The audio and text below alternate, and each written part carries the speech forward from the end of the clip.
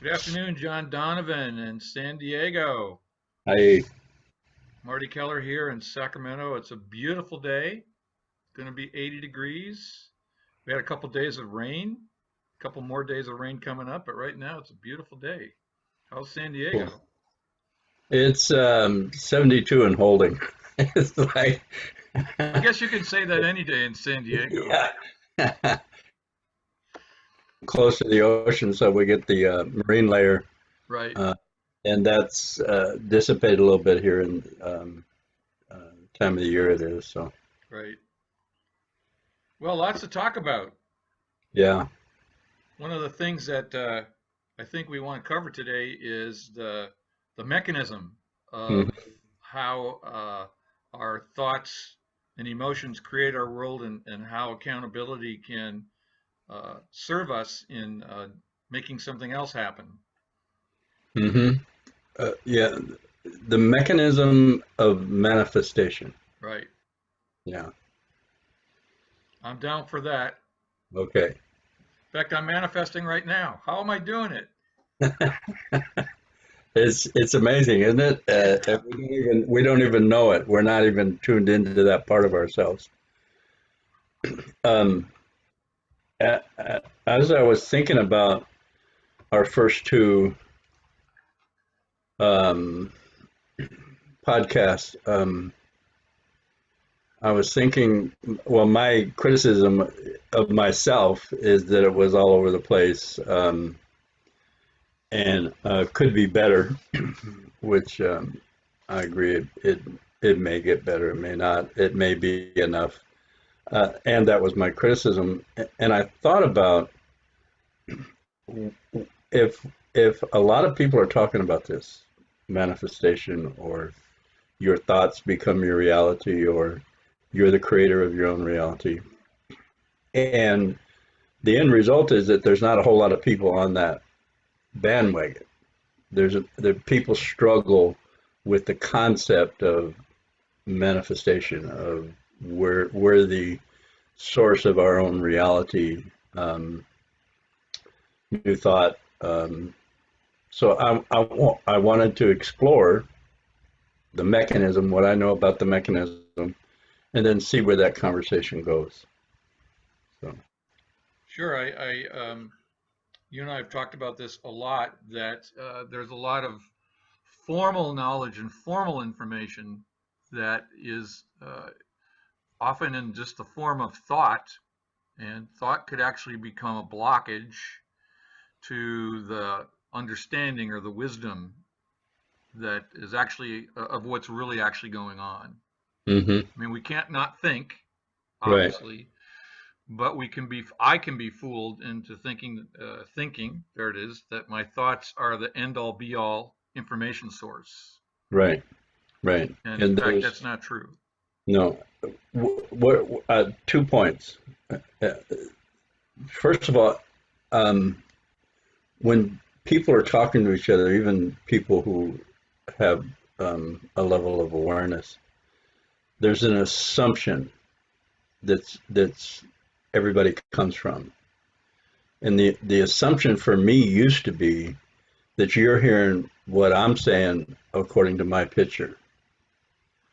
Um, and the other is, so to expound on that, how I understood what I was saying is uniquely mine. What I've come to understand is, and you cannot have that experience. You can get close, and you cannot have the experience. So the assumptions I was operating under were, the picture I created in my head is the picture you have in your head.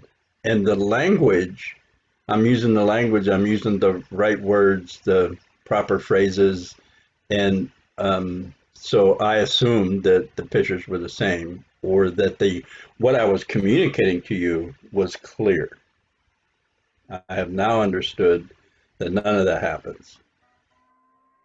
So I want to break down, first of all, the assumptions that we operate under, and then how to address this mechanism, reticular activating system. Reticular activating system, for clarity, is that mechanism inside of us that filters out non-essential information based on what we're focused on. And it's a net-like group of cells that permeate the brainstem, midbrain, and then have leads into the rational brain. It's also called the fight, flight, freeze mechanism, the survival mechanism. It's part of the brainstem, midbrain survival mechanism that has kept us sentient on this planet for however many years you believe we've been here. So I want to simply break that down and talk about the process that has come to me, and which I call living intentionally, and how to affect a change in this subconscious pool of information that becomes the default mode. Most of the time, people talk about affecting a change in the environment or in something outside of myself. And we talk about going inside, and today I just want to break that down into as clear as I can, the how to get in there, and what's blocking us from accessing a place where change happens. Great. Okay. So I want to talk about how we as a society talk about and break down aspects of ourselves. One of the things I hear in the podcast that I listen to from like Neville Goddard, other people who are offering information so that everybody can raise their consciousness on a global level, so we can do this ascension process. And they've been talking for a long time. People like Phil Moore, who's that woman, Science of Mind, that Emma Curtis Hopkins. Emma Curtis Hopkins. Anyway, there was a group of people that started this conversation late 18th century, early 19th century. So, so where are we at? Give me where are you at, Marty, so I can. We're talking about the people discovering the internalities are where the change occurs, or where creation is made, not in the externalities. Yeah. And you were opening up to the historical genesis of this information.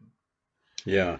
You were Okay. referring to videos, Neville Goddard and others who inspired you. Oh, okay. So the assumption is, if they when they talk about losing your fear or moving through your fear, that that's something you can do with some effort, and then they use the language of positive, negative, right, wrong. The assumption around fear is it's something you need to stay away from. What I know about the information I've gathered and what it's done for me is, when I couch or address my issues, and I use the language of right, wrong, good, bad, positive, negative, this mechanism we're talking about, this reticular activating system, the survival mechanism, is it's gathered all that information subjectively, without the connotations, without judgment, without blame. It simply assumed the truth of the information coming in, and that information is stored in the form of an emotional frequency or emotional impulse. So when I address myself and say, I'm a bad person, I need to be better, this mechanism locks down on the survival information that it has, because it actually believes that I'm trying to alter it for the purpose of being better, and this doesn't know anything about better. It just knows that how I'm acting right now in the world is keeping me alive, and its job is to keep me alive. So if this mechanism has, when I get close to people that I love, I get hurt, which is a childhood trauma experience, and I grow up to be an adult, and I say, there must be something wrong with me. I can't maintain a long-term loving, caring relationship. That judgment locks down on that old information, and the harder I try to get close to people, the more this is activated. It's like the question I asked, have you ever hurt somebody you love, regretted it, and then found yourself doing it again, usually in the same way? That's this mechanism.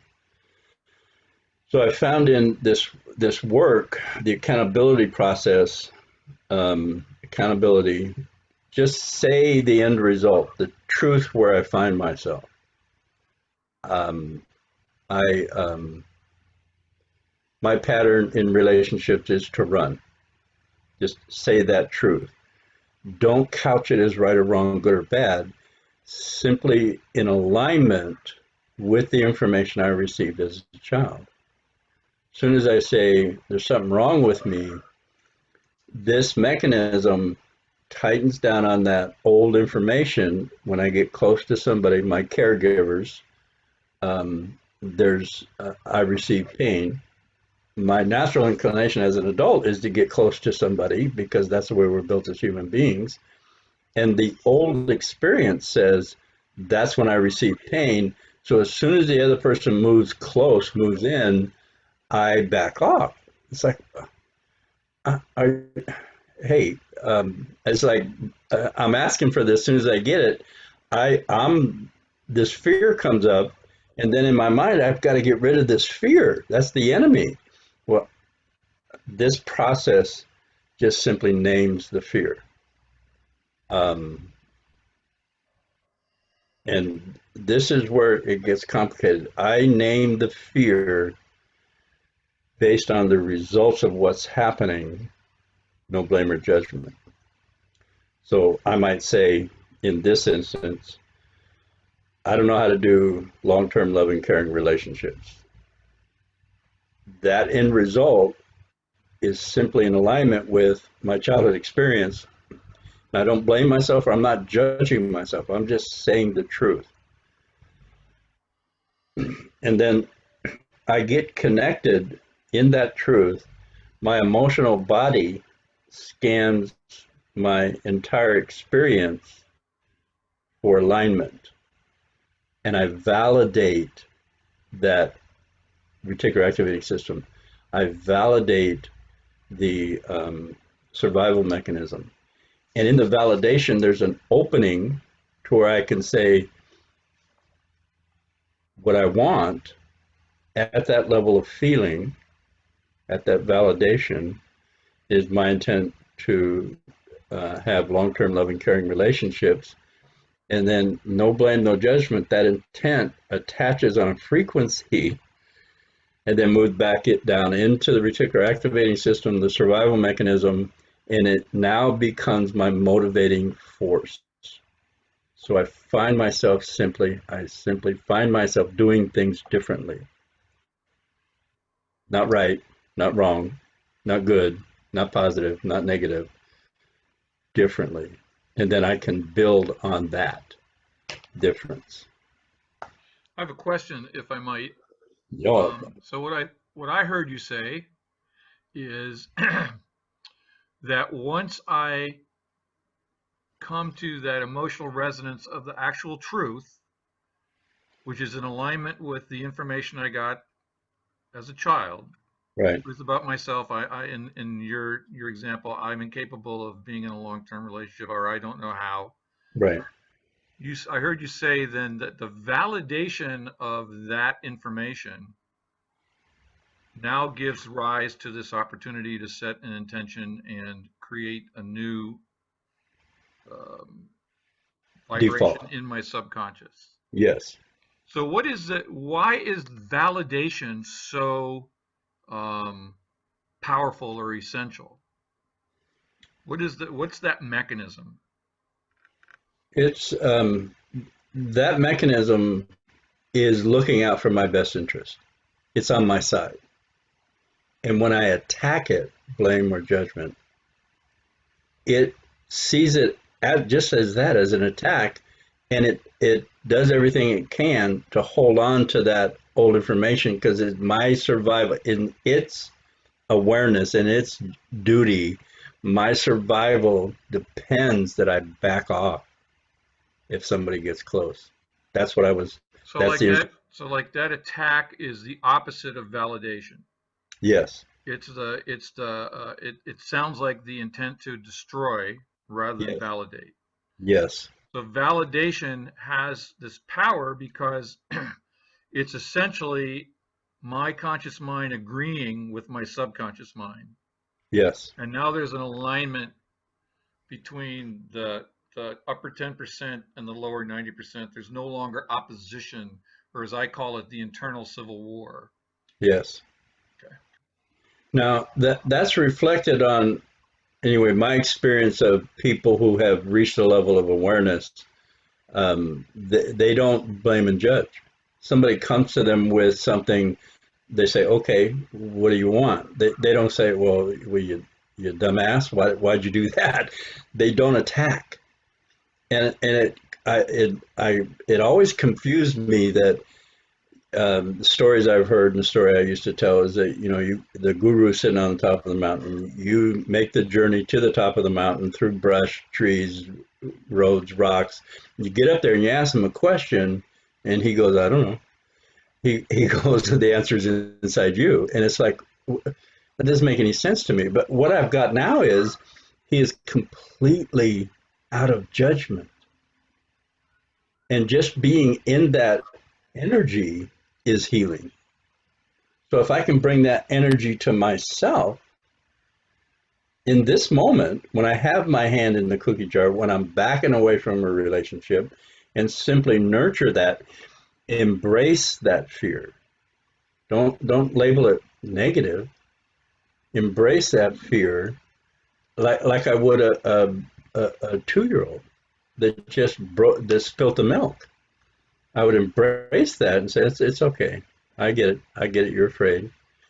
Take a breath, which creates the emotional equivalent of what's stored in the reticular activating system. Let me make another point here. Sure. What I know is that to affect a change in that subconscious pool of information, because it's stored in the form of emotion, of a vibration, necessarily you need an emotion equal to or greater than what's stored, not thinking, not judging. The emotion of nurturing is going to be okay. And I feel this pain and sadness. Take a breath. It is my intent to be a loving, caring, nurturing partner. And then that goes back down because it's still subconscious. It's still accepting information non-judgmentally. You say it, it says, okay, this is what I'll do for you. So our language is built on um, reductionism, reduce the emotions so we know which ones are positive, which ones are negative, which ones are good, which ones are bad, which ones we want to like get rid of. And they're all of them, um, here for the purpose of our survival, for our awareness, for our nurturing. And just what I said right now is the language I would like to have used in all these conversations instead of, you got to get rid of your fear. And that sets up this adversarial thing. This mechanism clamps down, and the harder I try, the further away I get. You know, one of the things that popped into my head as you were saying that is not only do we have, not only is our linguistic mechanism reductionistic, Yes, it's also dualistic. yes, So I use a word to encapsulate, capture, define a concept, but I'm pulling that concept out of a field, a flowing field of thoughts and ideas and emotion and cognition, understanding. And so it's, you know, language is actually just a hypothetical crutch to help me get to something that's not dualistic.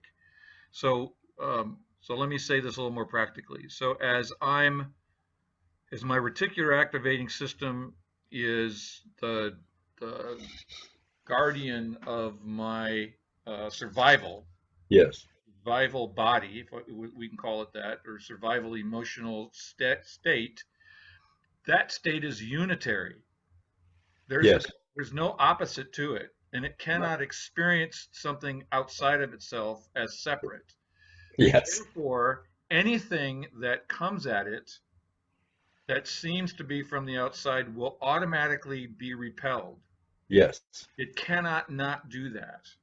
yeah, So part of the insight for me is why the accountability practice works is because when I'm in an emotional truth, I'm in a unitary state. without blame or judgment. Correct. Key. Yes, Correct.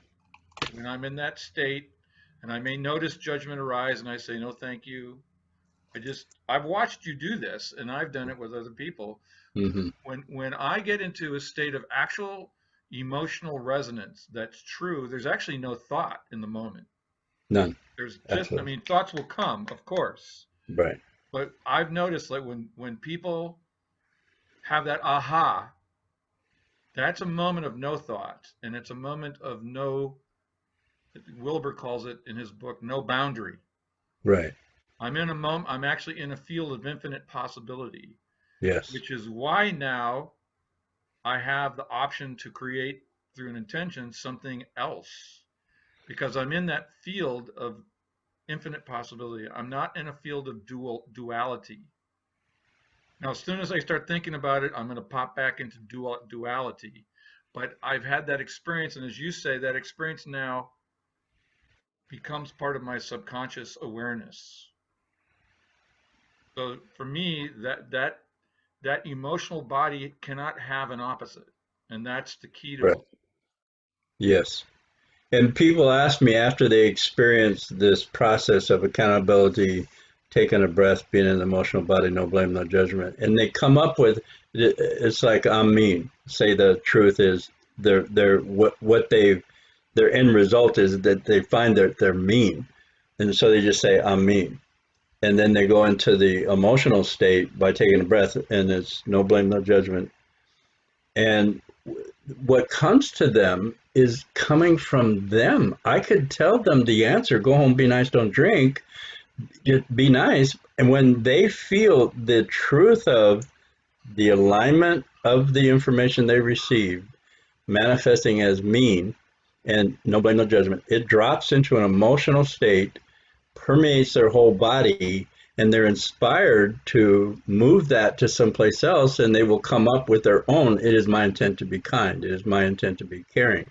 And as soon as that intent, and the word intent, we'll talk about that later, is powerful, my intent is to be kind, that drops back down into that subconscious pool of information, changes it. And then people will feel that. I say, what are you feeling in your body now? They'll say relief, or they won't know because it's like odd, calm. And it's not in alignment with what they used to when they admit I'm mean. Well, people would say, well, stop that, don't do that anymore. And they're in a place where people hear them, they hear themselves, I'm mean, no blame, no judgment, it is my intent to be kind, and then they feel it. And then they'll say, well, what do I do now? And I say nothing, please, nothing. Let that work itself, because the action will change all by itself. All action comes from this subconscious pool of information. My It's my experience, my perception of my experience, how I experienced the pain I did. And at an early age, we don't have the wherewithal to go to somebody who just spanked us. Hey, stop that. That's not fair. That's not the way to treat other people, especially little people, and don't do that to me again.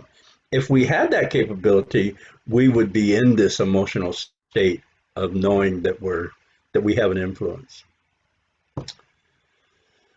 Oh,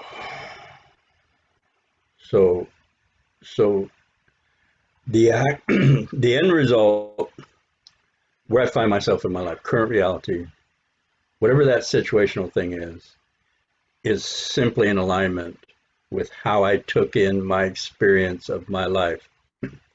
A lot of that experience came from my family of origin, and my family of origin was traumatic, dysfunctional, wounding, um, and that information has been enlisted to take care of my well-being. So when a woman gets close, and I'm talking about my experience with my mother right now, and I get a spanking, I absolutely want to be close to my mother. And yet the proximity, this mechanism goes, watch out, watch out, watch out. And I do. And my action, involuntary action, is to move back. And I'm going, I don't want to move back. I want to move forward. What's wrong with me? And it just impacts. And I keep doing it over and over and over.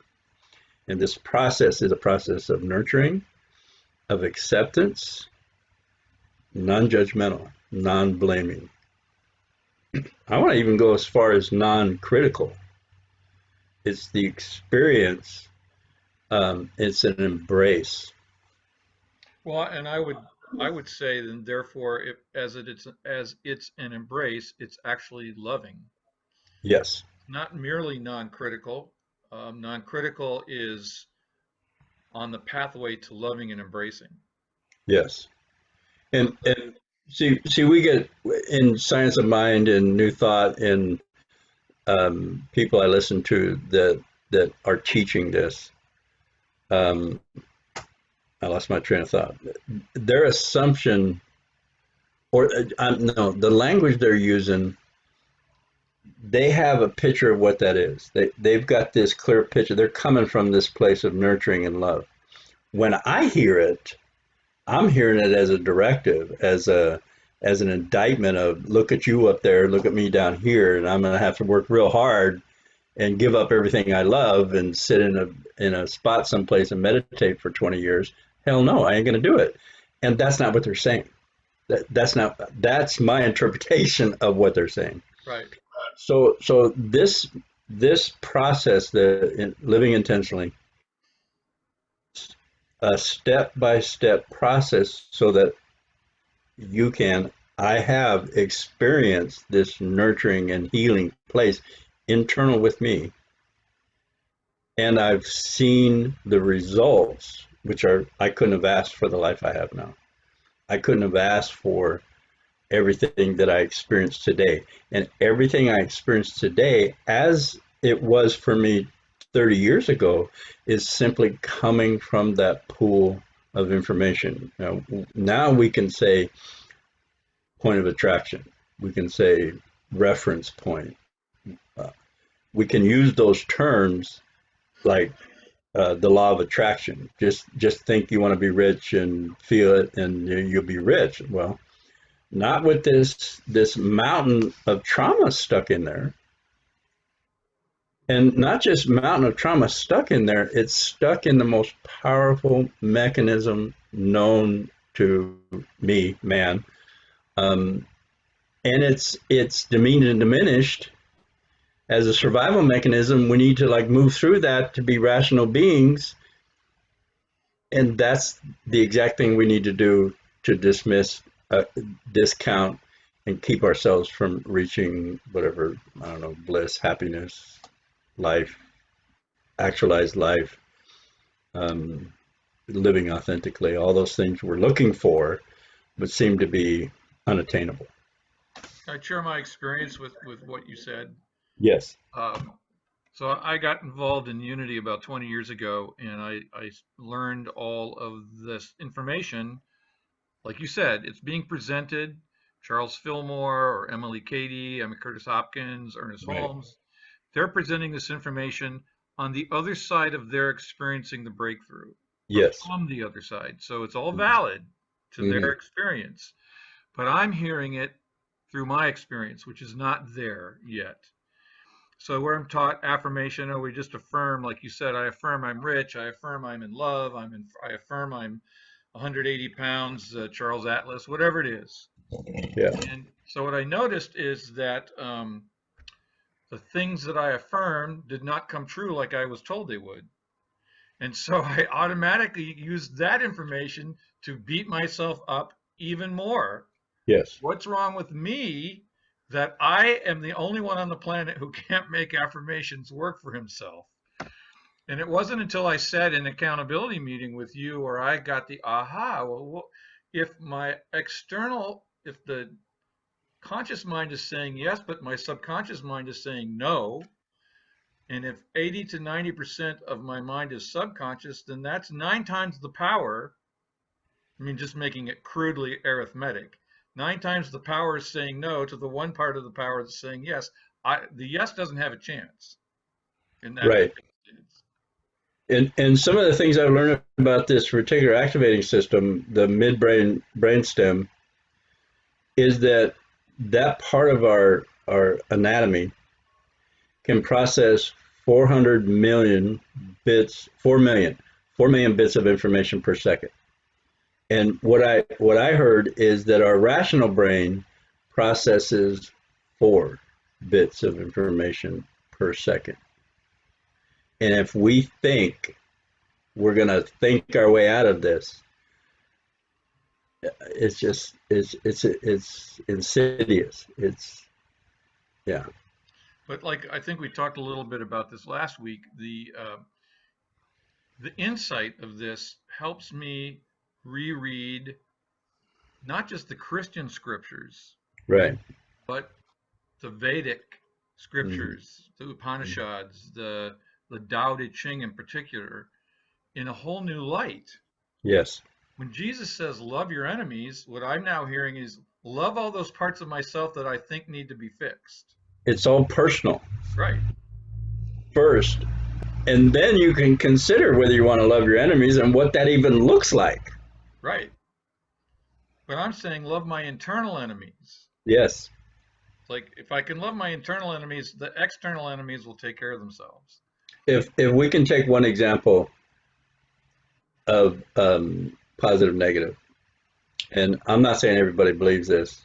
I want to say the majority of people I talk to believe this, that fear is something they need to get rid of.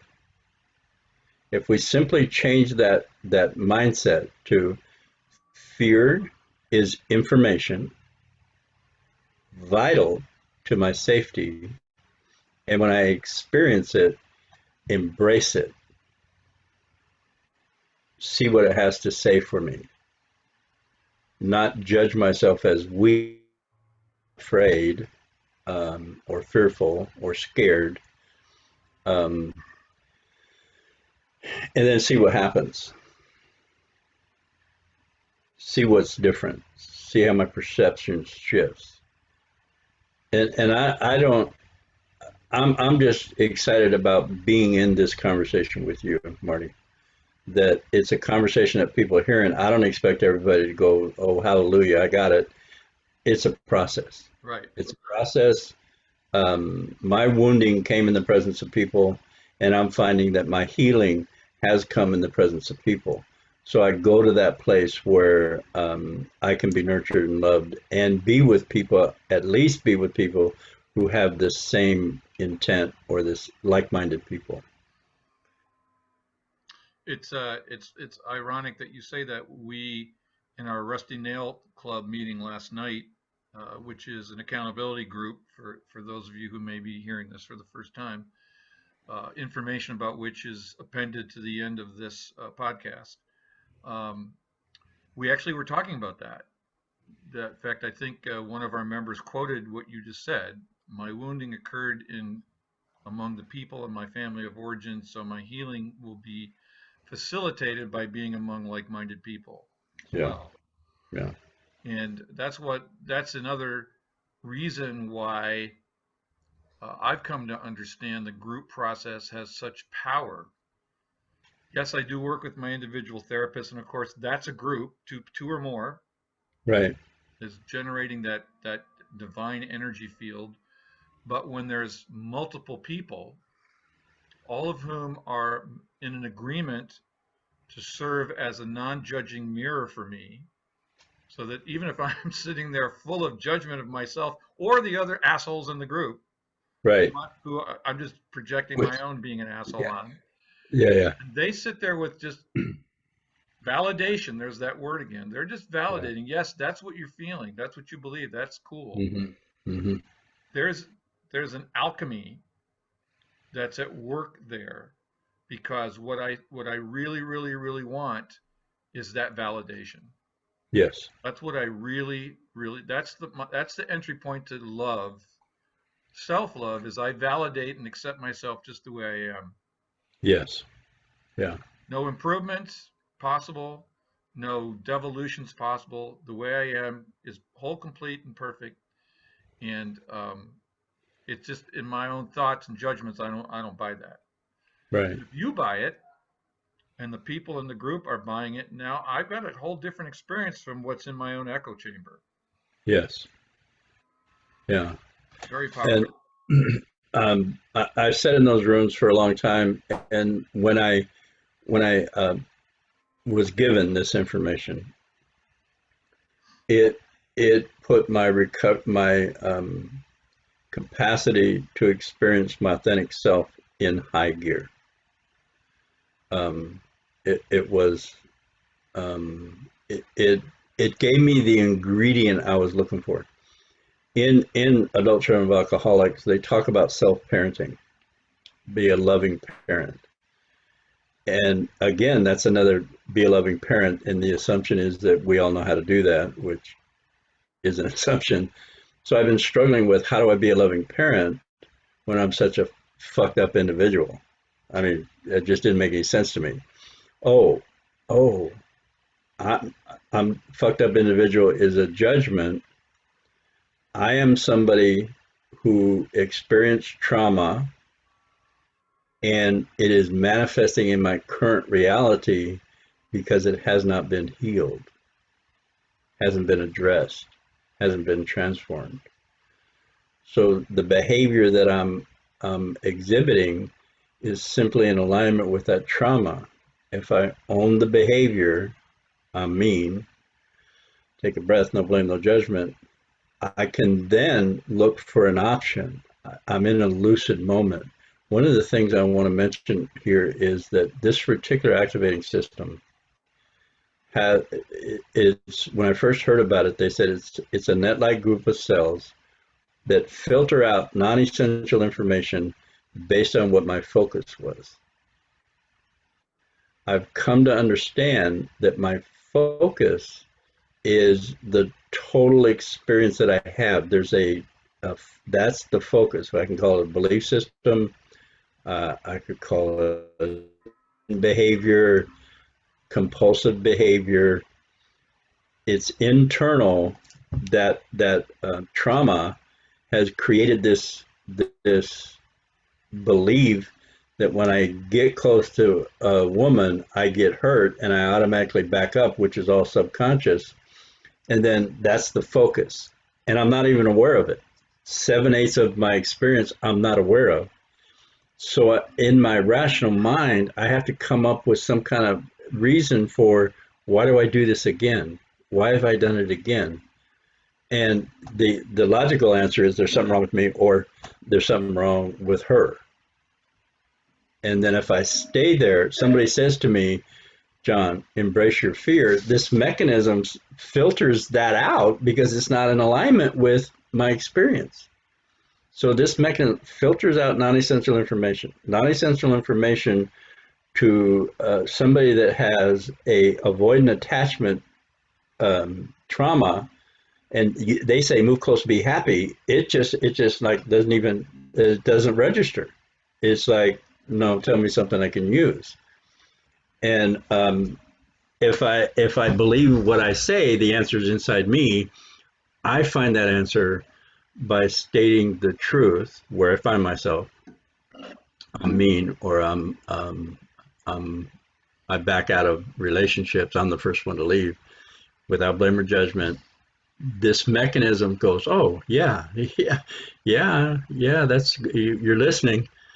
And I have a lucid moment, and I go, "Is my intent to be a loving, caring, nurturing spouse or partner?" And that gets in, and then I automatically experience myself differently. This mechanism opens up to allow in the information that I've heard 100 times, and then I hear it now, and I go, "Why didn't anybody ever tell me this?" Well, they've been telling me, "Go home, be nice," and it wasn't essential to me staying safe by getting away, and it was all subconscious, Do you think that insidious. experience of childhood trauma is universal? Do you think all human beings go through that? I think it's on a continuum. Okay. My experience working with knowing my own experience, and then working with addicts, alcoholics, and violent individuals,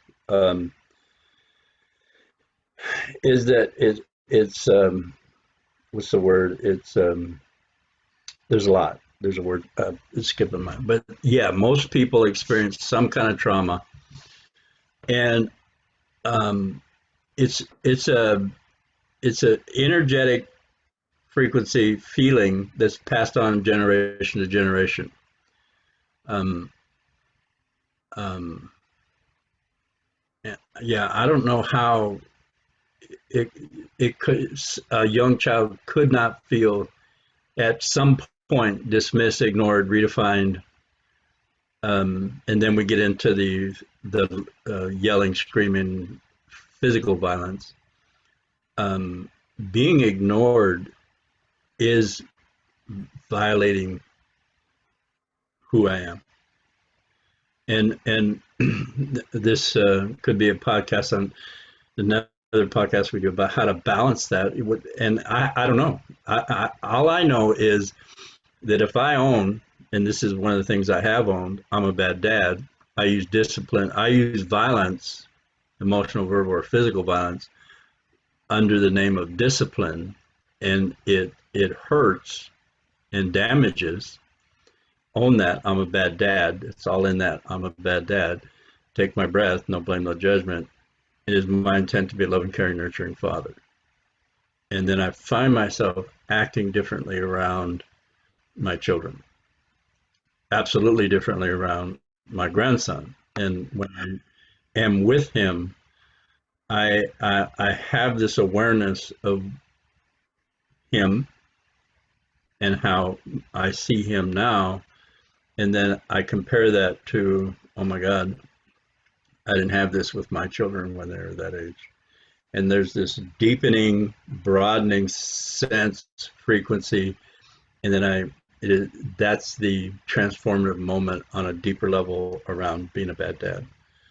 Um, it reinforces the nurturing in me, and I'm no longer critical. I do feel sad about how I treated my children, devastated at times, and I don't judge it or blame it. I go, yeah, and feel that pain that I have about my actions, and then I can take my breath and reinforce loving, caring, nurturing spouse, father, participant in my community. And it grows and grows and grows. I want to offer that as I've contemplated this and as I've shared my thoughts in my church, where I'm the speaker, I came to the hypothesis that birth itself is traumatic, Mm-hmm. and that we've gone through this 9-month developmental period in which we are one with our mother, and we're in this, unless there's some kind of defect going on, which of course can happen, we're in this uh, warm, liquid environment. Then all of a sudden, Boom. boom. So my sense is that we start in trauma well, we don't consider it that way because birth is a gift and it's beautiful. And, when you see the baby born, there's this overwhelming sense of universal love, but the baby may not be having that experience. Right. And so that whole thing you said about being, I don't know if you said ignored or misunderstood. I mean, that little baby comes out, and how do we communicate that everything's fine to that kid?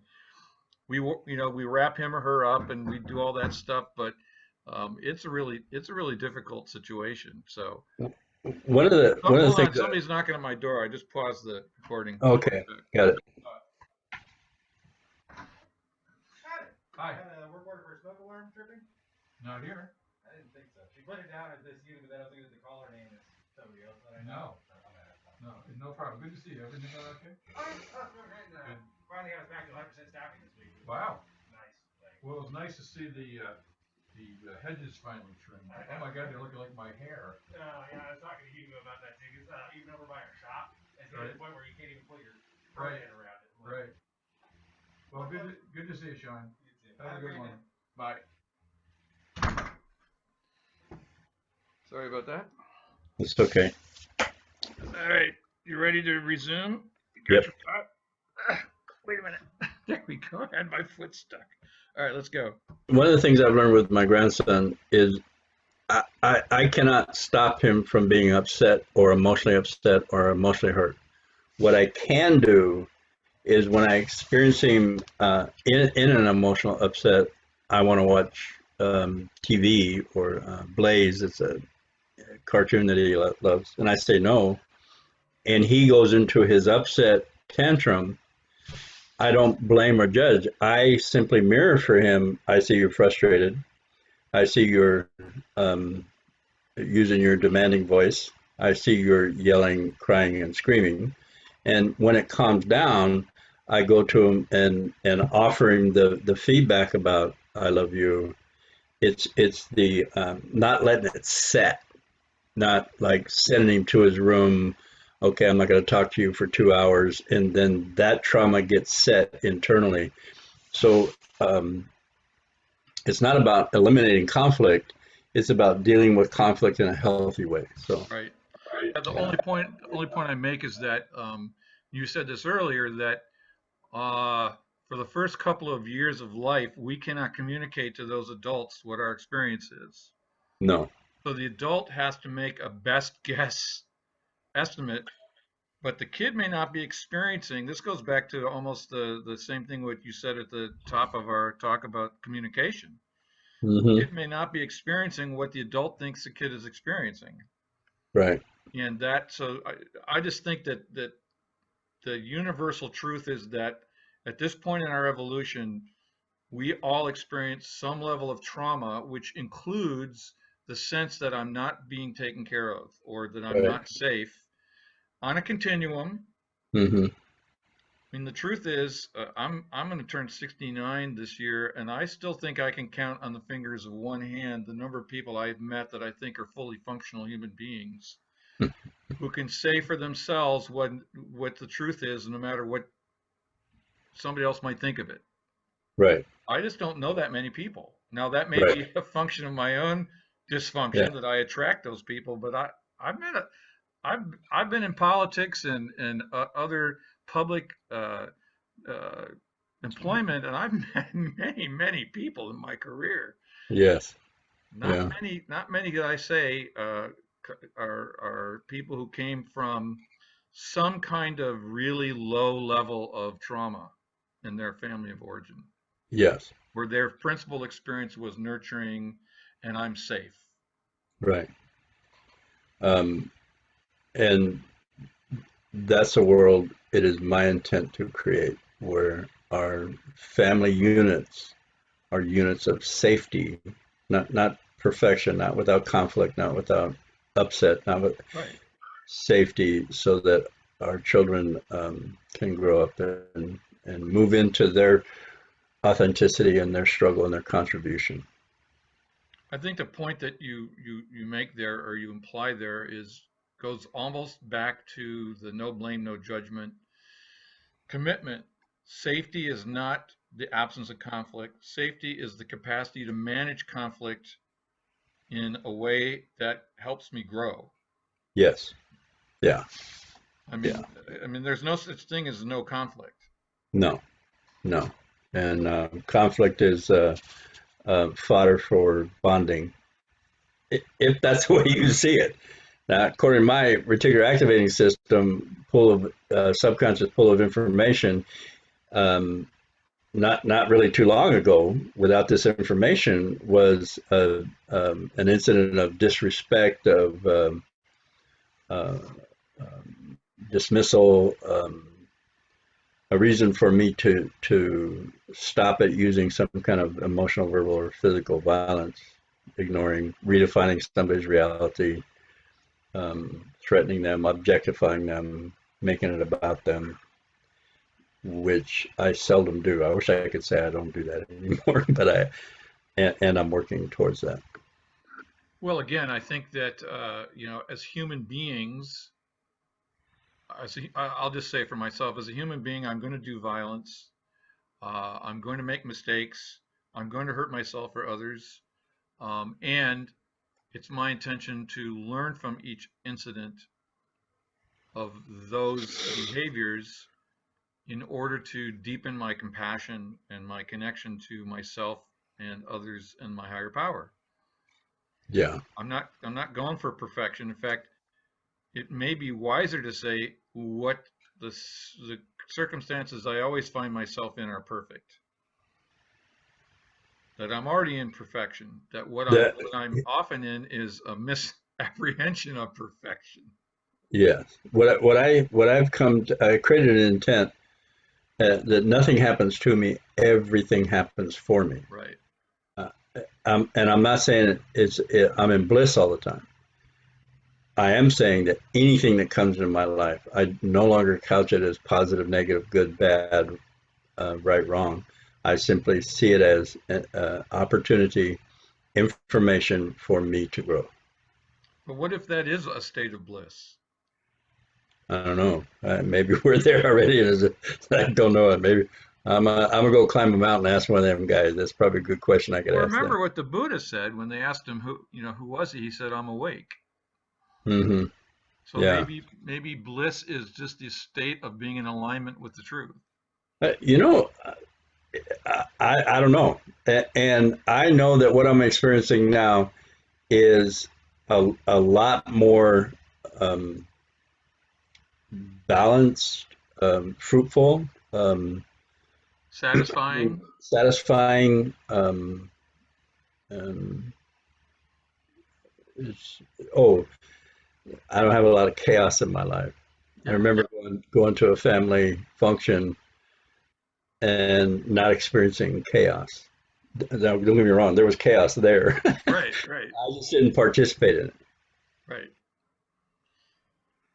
Again, So, I only raise the issue because I believe that as we deepen our experience of the truth of our own lives, that all of these words, this goes back to what you said at the top of the discussion, all of these words become not only redefined, but they have new resonance as carriers of truth for us.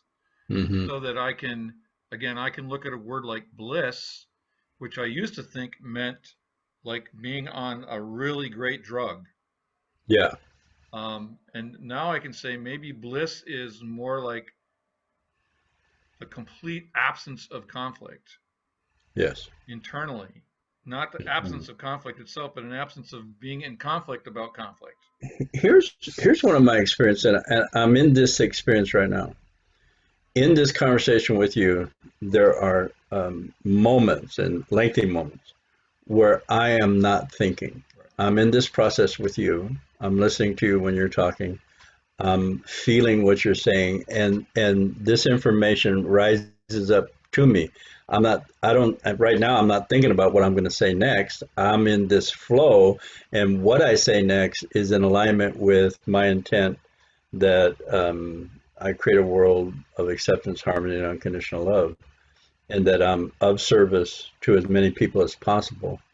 And that's my, people talk about purpose, people talk about meaning. Well, for me, it's being in service, being of service.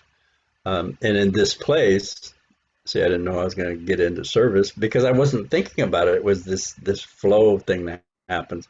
Maybe that's the higher consciousness that we're looking for that we already got. So, Well, you said this in another talk. I don't know if it was one of our podcasts, but this is, to my understanding, this is the portico of the Cathedral of Wisdom.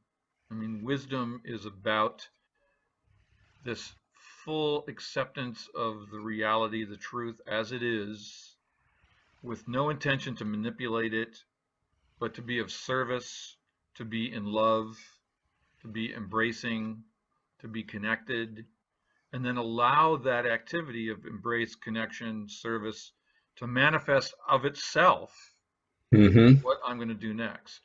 mm-hmm, It's like yeah, that line in the Bible where Jesus says, do the birds of the air worry about where they're going to go next, or the lilies of the field? Their Father takes care of them. It's all perfect. Now I yes. threw that last part in. Jesus didn't say that, but Consider the lilies of the field. They yeah, toil or spin or toil not, whatever that is. Yeah. right. So So, again, just sort of re-illuminating some of these things that these avatars of spiritual wisdom have said in the past. hmm so the in a recap, that um, a lot of things are assumed. Or the one thing that I used to assume is that my picture is your picture, and that communication was simple and easy, and the words were adequate to transfer the information. Absolutely not. That this mechanism inside of us, reticular activating system, is a powerful mechanism that simply takes in information subjectively. It's inductive, not deductive. So if I tell a little child or mirror for a little child, they're unworthy, however the action was, whatever it was I said, they embody unworthy, and then that unworthy becomes enlisted to their well-being, and they find themselves in a victim place most of their life. I'm not worthy. That this is selective. The reticular activating system filters out non-essential information based on what my focus is, and my focus is an accumulation of my total experience. And if it's held in there that there's something wrong with me, fear of rejection, fear of abandonment, self-worth issue, um, trust, that's whatever that misinformation is, and my actions that come from it are simply in alignment. And it's looking out for my best interest with this misinformation. Oh, one more. And the language we use perpetuates the problem. It's reductionistic, it's right, wrong, good, bad.